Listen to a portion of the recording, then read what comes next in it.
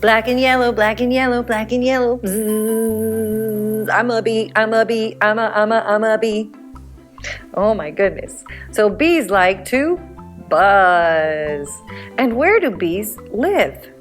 They live in something called a house. No.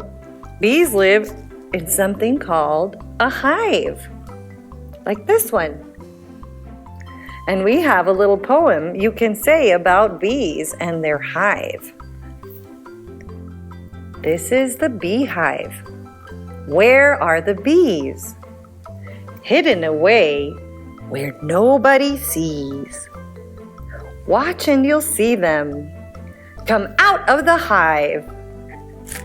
1, bzzz, 2, bzzz, 3, bzzz, 4, bzzz, 5. Bzzz. Oh no, bees, behave yourself. Go back to your hive. 1, 2, 3, 4, 5. Bye-bye, bees. You know what? You can do that same rhyme too in your own home.